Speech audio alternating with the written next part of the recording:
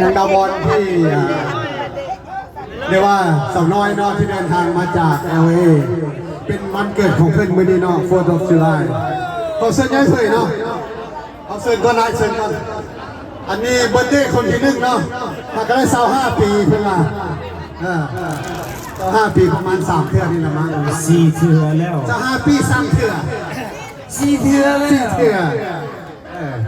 ขอเชิญยังดาวอนที่เดินทางมาจากลอสแอนเจลิสหรือว่าสาวน้อยเนาะเดินทางมาจากลอสแอนเจลิส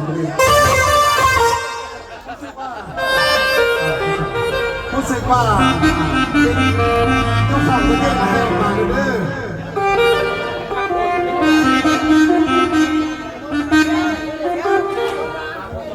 ขอเชิญดาวอนหรือว่านางสาวน้อยเนาะอันน่ะขอเค้กในเด้อขอเค้กในเด้อขอเค้กแน่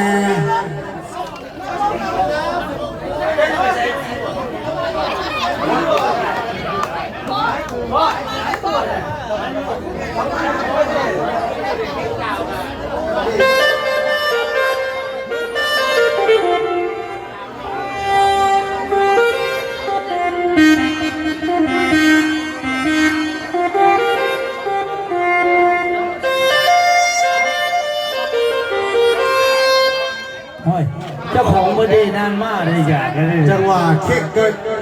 เค้กก็บ่เห็นไปนี่โมเมนต์ผู้นี้ตาบอดพวกเจ้าผู้นี้ก็ได้นั่งก็ได้นี่ก็ได้นะนั่งนี่ก็ได้เอามาอีกอันหนึ่งก็ได้ขอตั้งอันหนึ่งเลยเด้อ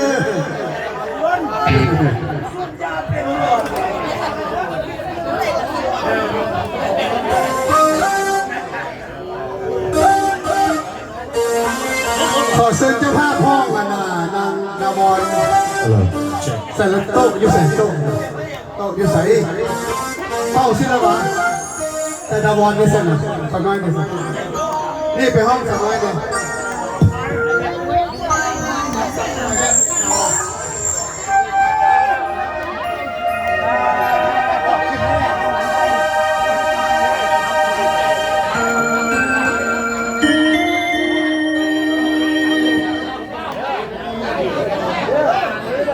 Happy birthday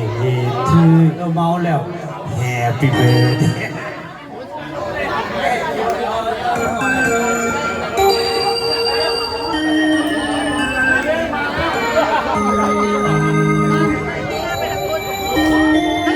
ครับตัวสาวเอ็ดตีว่ะ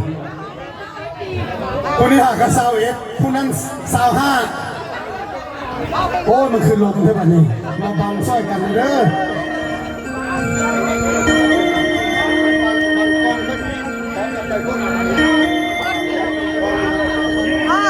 เอาบ่เป็นอย่างเป้าสมมติเอาบ่เป้าสมมติเอาบ่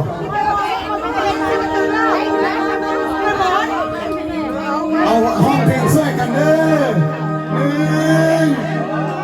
2 3 Happy birthday to you Happy birthday to you Happy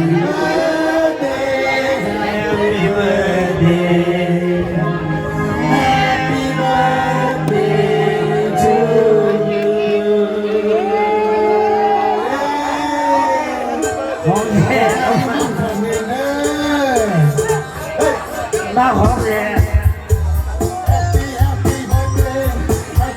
ของแท้Happy birthday Happy birthday to you Happy birthday Happy birthday to you Happy birthday to you Happy birthday to you ทำไมวะเนี่ยไอ้เจ้าข้างเคียง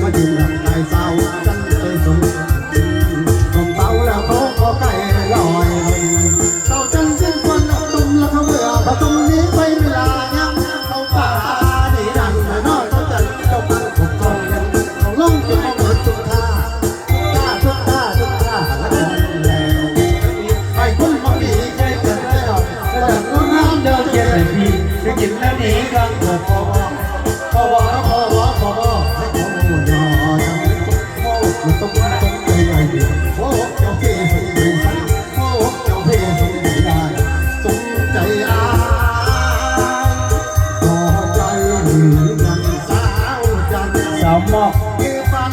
ตาตายคนใหม่ ใหญ่ใหญ่ วันละจะให้สงสารต้องฟังต้องนับวันจะใหญ่ไปเห็นเขาคิดกันนอนนั่งดูกระมองหัวกันมาไปขันตาที่ขันรักษาคนเฒ่าเฒ่าฉันได้อาที่พอจะเดา สาวมอบสาวม อยา อก บ เดาอยากเดาให้เจอเศร้าแก่น้องไม่อยากสักน้องแล้วว่าน้องตุ่นอนร้องเพลงหัวใจสั่นนอนร้องเพลงหัวใจสั่นหัวใจตา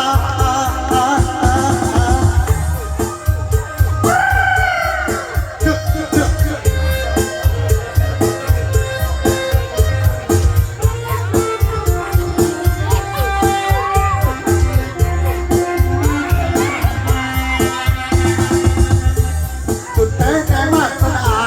สุดแท้แต่วาสนาชีวิตเกิดมาแล้วโลกนี้เหมือนดังละครทำหน้าทอนก็ทอนดีใจกับเขาละคนรักของเราละเขามาจากมันย่อยยัยเอาไปยังมีหัวใจละของเราและปานและเขาประหารวาสนาซาตาบนคงเราขนุ่งก็สิบ่อยากได้อยากได้อยากได้อยากได้ตอนสอนคงพนาน กัน Remember he one day son, remember he one day son. Happy birthday!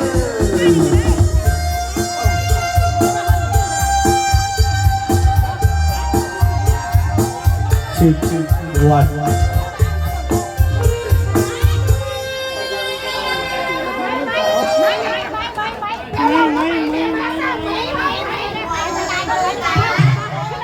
ขอซื้อทันลุ้นเลยว่ะ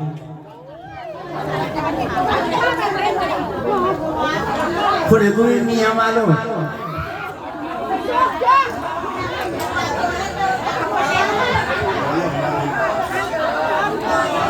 ไม่อย่างไม่อย่างก็ยาเนาะพี่น้องบ่อยเป็นการจ้าเจรนาเนาะแต่ให้พี่น้องเขามองเที่ยวต่อไปเพื่อไปเป็นการจ้าเจรนาแห่งทางที่อย่างนี้